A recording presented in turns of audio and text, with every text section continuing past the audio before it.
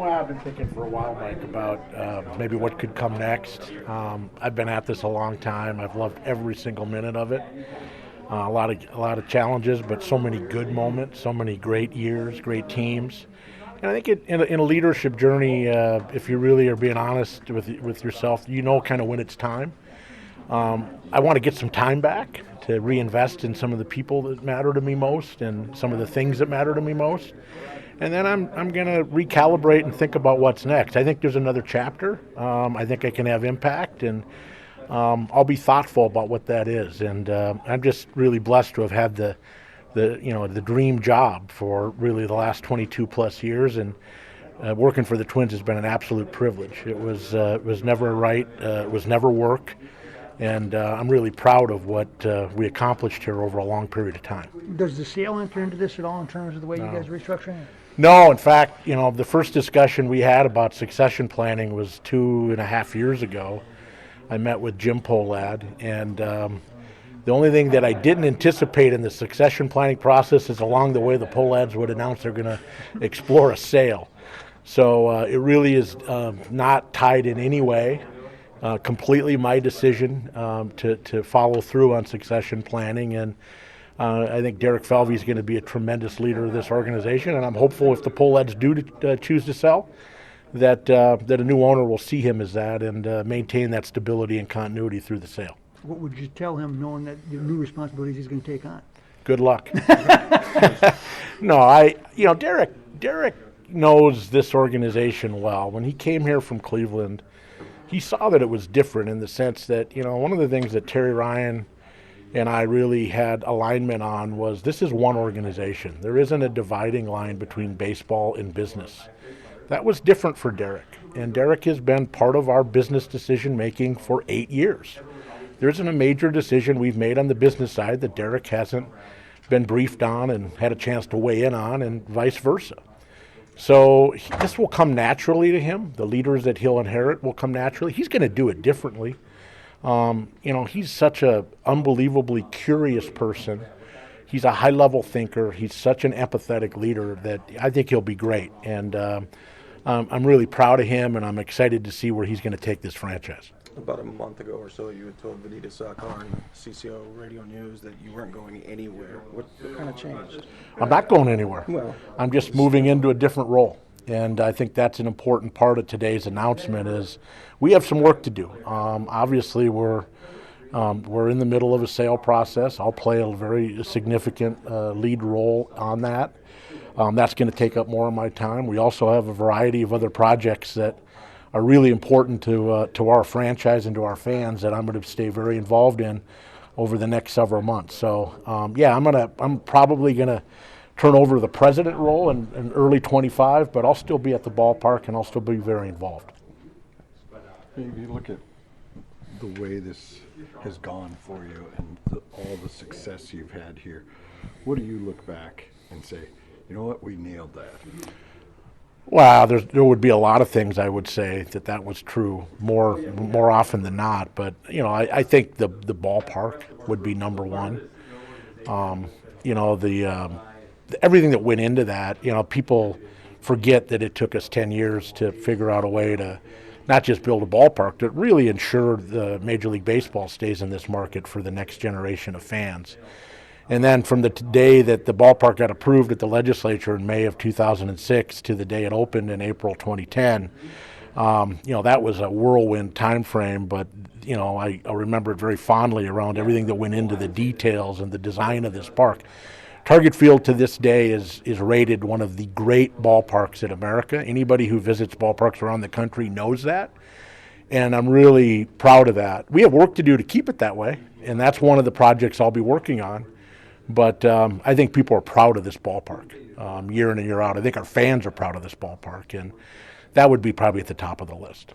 You said some things are tugging at you to get involved with. Can you share anything? Yeah, I don't really have anything. Again, I'm committed here in the short term. I have some broader thoughts long term, Jim, and I think you get to a point in your career where you try to think about investing time in those places and things where you really want to, where you find the most the most rewarding feedback. Again, I talk about impact.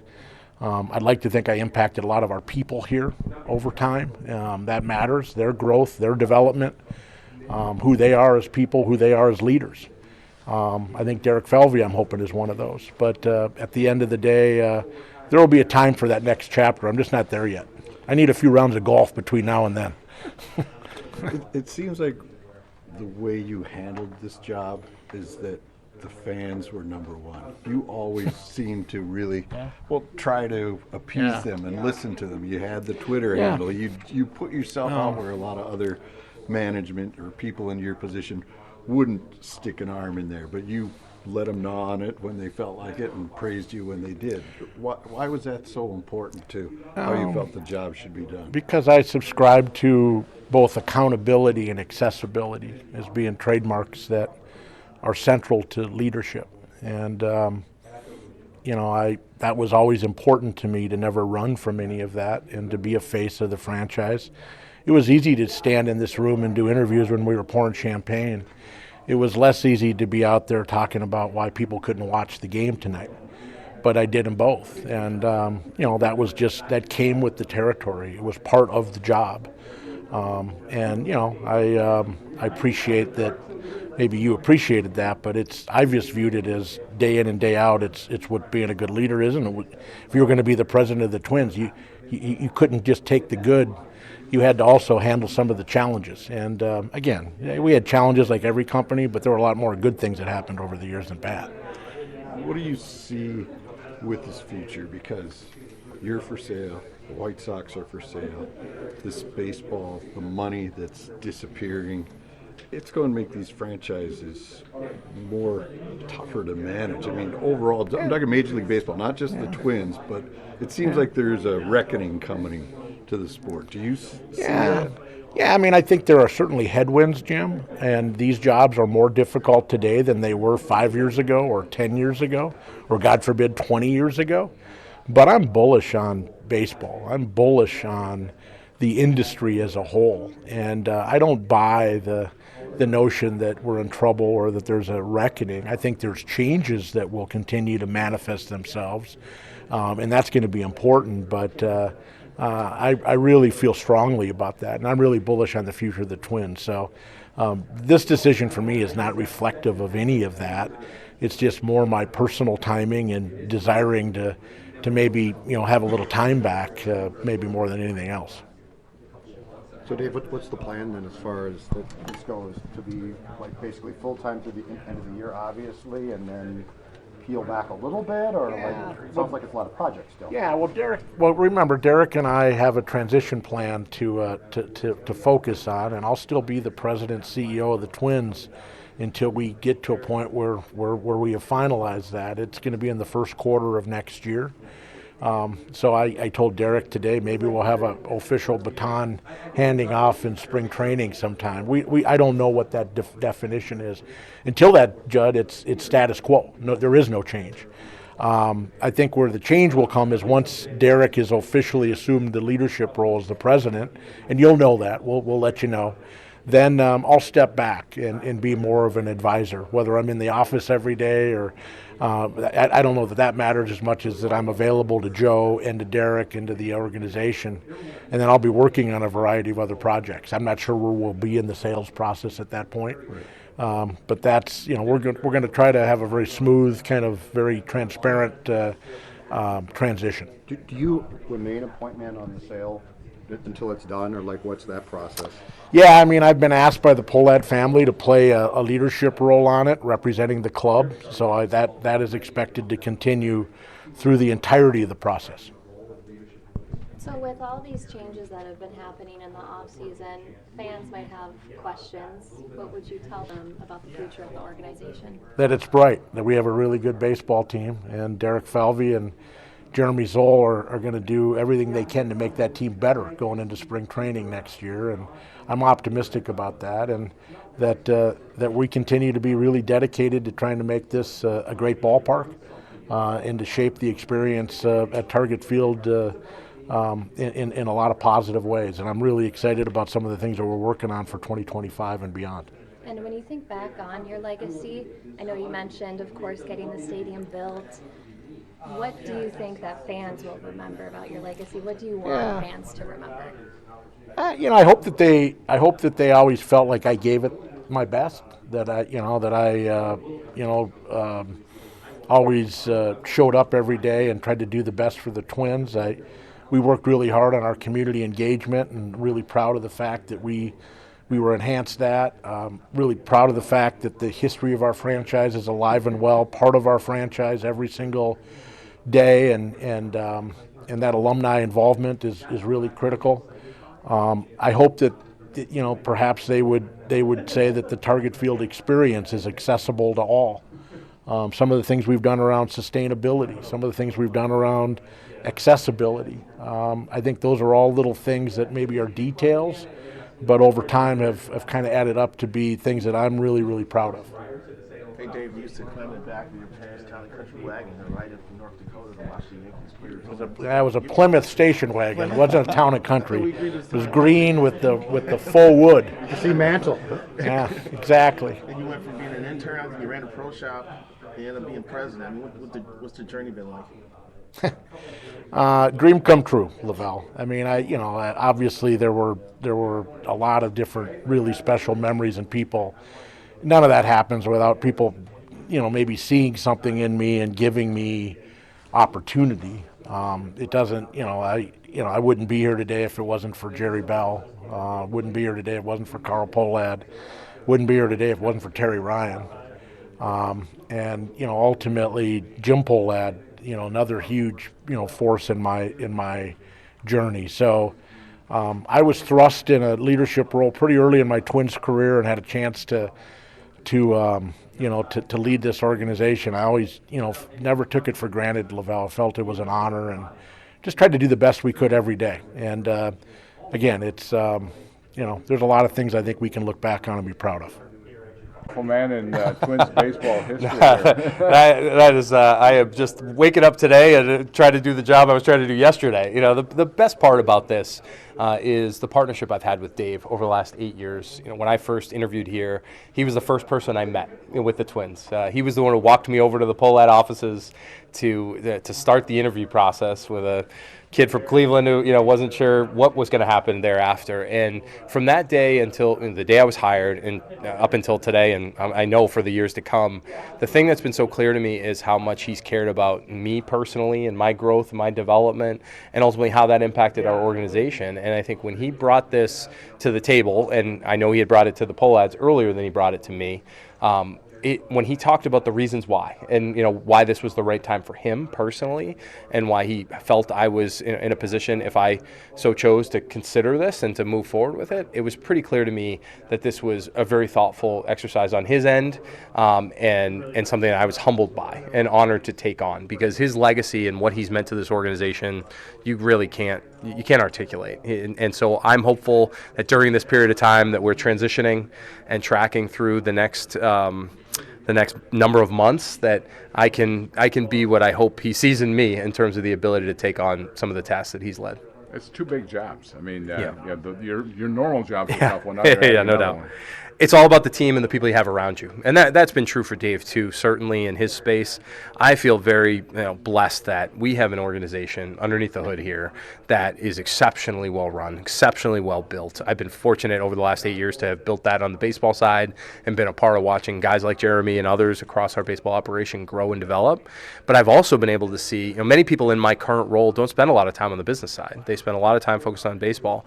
It's always been important to the Pohlad family, this is one organization, that there's a crossover between business and baseball. And because of that, I feel like I'm more equipped right now than I would be if I had just jumped into the job from having done baseball for 8 years. I've been involved in many of our business decisions, conversations with Joe Pohlad, long-range planning, what we're trying to do organizationally, and now I get to lean in a little bit further and ultimately, hopefully, be the leader for people that they need going forward.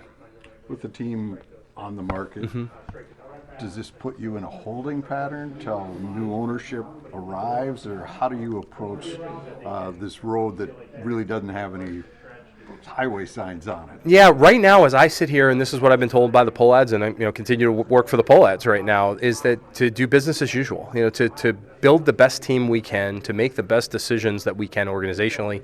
As Dave has pointed out, this offseason, my job still remains a lot of the same. I'm going to continue to evolve, understanding a little bit more of the business side, but that handoff will take some time, and Dave will be around for all of 2025. So I'm very fortunate that I have that ability to kind of focus on the things we need to focus on right now around the baseball side, help Jeremy grow and develop in the ways that he needs to, and take on some responsibilities from Dave over time. But we're business as usual in terms of the way we're going to operate this offseason. Now, with respect to an ownership change, my hope is that one of the benefits of me stepping into this role is some level of continuity and stability over the long term that I can present to new owners, that people that are interested in buying this team, that I'll get the chance to be in front of, talk about this operation, talk about how great this organization is and the people are, and I get a chance to potentially author that next step for a lot of people in this organization. Now, if we get through that process of new owners, they're going to have ideas and opinions too, of course, and we're going to need to adapt to that. So I look forward to the challenge of trying to represent everything this organization has meant to some of those potential buyers. When it says business side, what exactly does that entail? I mean, when you're talking to the Pepsi vendor versus the Coke vendor, I mean, what is the business side of the organization? How much do you have to go into those weeds? Yeah, so I think it really boils down to the team that you have in terms of the areas that you need to spend time and focus. So, we have people that are on the revenue side. We have people that are on the ticketing side. We have leaders on the ballpark operations side and the finance side. That's when you typically think of the business operations of a baseball team. Those are the departments we're talking about. And Dave has led those incredibly well over a lot of years and set the standard, culturally. I think the role that I'll play with that group is to lean back into those leaders. Dave, in his 35 years of this organization, nobody knows how baseball works from a business standpoint better than that man. I challenge anybody across Major League Baseball to know more about the little details that work inside a business operation of a baseball team. I won't know those details. I'm not Dave. I'm not trying to be Dave. I won't be Dave. But what he's done over the years is he's mentored and led a lot of great leaders on our business space that know that side of the business the way he does. And I'm going to have to lean back into those people and let them make decisions in a way that maybe they would turn to Dave and say, what do you want? Rather than I might need to turn to them and say, what do you guys think? So it's an evolution of leadership. Change is part of this business, but I'm really happy that Dave now gets a chance to author what those next steps are, still be a part of this. He's promised me he's not going anywhere, so I need that. And that he gets the chance to take the next step in his journey in his life and invest in the things he wants to invest in. Derek, in recent years, you've taken it upon yourself to make sure a certain message came out of the front office. Is Jeremy going to take some of that now? Yep. Yeah, for sure. I think just like the evolution of Dave and this transition as to what this is going to look like will take some time. It'll be the same with Jeremy. I am fully aligned with the way Jeremy operates, inside our organization and what he's done operationally in baseball operations. He and I are going to continue to evolve and talk about what that looks like around the messaging and what areas he wants to focus on. And he'll get more exposure to a lot of those spaces, and we'll take on a lot more of that, especially in light of me taking on a more broader responsibility across the organization. Okay, so it's going to be gradual. It's not going to be winter meetings, here comes Jerry. Exactly. No, because quite frankly, this offseason, my role it stays the same. Right, so at the time of winter meetings or at the time through this off season, I don't anticipate real specific changes happening for me. Now, Dave has status meetings with a number of his direct reports. I'll sit in on a lot of those. There will be a lot of conversations I'll have one-on-one with some of those direct reports. There's a number of people that work below those levels that I probably won't spend as much personal time with, but ultimately try and understand exactly what's going on in some aspects of the business. Jeremy and I will work really closely this offseason with the rest of our baseball leadership team to focus on the 25 roster and the baseball decisions we need to make. Why is Jeremy ready? Jeremy, when he came in 7 years ago, I remember this when I had heard about him the year prior. He'd interviewed for a job elsewhere, and the people who interviewed him, I trust a great deal. And they said, this guy has real abilities and is continuing to grow and learn and develop. So when we had a chance to interview him a year later, and I had heard about that, and we asked him some of the questions, you could see the growth and the maturation even though over that 1 year from what I had gathered. And so when he came in to lead our player development operation, it was clear to me we were putting him in the deep end of the pond, pool, so to speak, and trying to figure out how he would handle it. And what was clear to me was that whether you were a tried and true 30, 40-year minor league staff or coach, or you were that first-year coach coming off the field or out of college or otherwise and could navigate, he had the ability to build a depth of relationships with each of those types of people. And that's a gift. That's a skill. That's an important skill in baseball, to be able to navigate all kinds of different backgrounds and people with different styles of coaching. But he also challenged them to get better, whether they were the people that had been around for 30 years or the people who are just starting in baseball. And I think our player development system right now, that by all accounts publicly ranks as one of the better ones, is a direct result of a lot of the work that he's put in. He's the way we've structured this over the last number of years, whether it was the Jorge Polanco trade that we made or the Sonny Gray trade we made, he was the primary negotiator on those. Now, we worked closely on those conversations, but he was working with an equivalent or a peer in those organizations to navigate what the package might look like in those trades. And at the end of the day, I need to make the decision and the call on whether or not we execute on that trade, but he's doing all the work behind the scenes on it. And that was something that I was afforded in Cleveland too, those opportunities to learn, to grow, to put yourself out there, but also have a little bit of a safety net that the decision is made with somebody else. I'll continue to evolve that area of his oversight, and he's ready to take on a lot of day-to-day operations within our baseball space that will allow me and him to focus more on long-range strategy and major league team things that will still be under my purview. What challenges do you see ahead trying to build this team back into a playoff team? Yeah, there's plenty of challenges, right? We look back and we get to the end of last season, and it's well documented. I've been on record talking about we were very disappointed with the way it finished.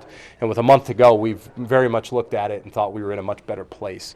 It was unfortunate, obviously, the way it ended, and there's two ways to handle that. You can kind of brush it off and move along and hope that next year just turns out better, or you can really get introspective and start thinking about what could you have done differently? What could we have collectively done differently? And I can tell that the players, the coaches, the staff, everybody has a little bit of that edge, that says, when does spring training start? Because we want to get back there, right? We know that this is a talented team. It was a talented roster through the course of the year. We didn't perform the way we should have down the stretch, and we all need to take accountability for that. I don't think we are far away from getting right back to where we feel we were for most of this season and putting ourselves in a playoff position. We have a lot of talent in this room, and we believe in the talent that we have coming. So there's a group that we know can go compete for a division next year. Now we need to go do it. We need to earn it. And I feel like we're not far away, to answer your question about where we think this team could be. We need to be creative with the way we're going to build out the roster and make some difficult decisions. But ultimately, I feel like the group we already have on paper right now has a chance to go compete. What was the enticement for you? We know why you want to be in charge of the baseball. Sure. You want to win a World Series. But how does this help you get there? Or what was the thing that you said, you know what, if I get my hands on that, then I can do this? No, it's a good question, Jim. When you're growing in this game and you're working on the baseball side and you're spending all the years that I have trying to develop skills to help lead a baseball operation, you come to realize over time that the things that get you out of bed every day and that you enjoy doing is leading people and making an impact culturally, and believing that leading your culture leads to people performing better all the way through it and ultimately allows you to get to the success you're talking about. And I feel no differently about this opportunity. I think Dave has asked and Joe had asked about my interest in this, and I wanted to process it. I wanted to think about what it would mean, but the chance to lead people across our organization, the chance to carry on a legacy and a tradition that this organization, what this team has meant to this community, I'm excited by that. I think I have a chance to continue to impact baseball. I think I want to put other people in position to push it past where I've brought it to this point, and we're going to do that going forward. Hopefully I can step up and take the baton from Dave in that way and help push our business side in the same way. Congratulations. Thank you, guys. Appreciate it.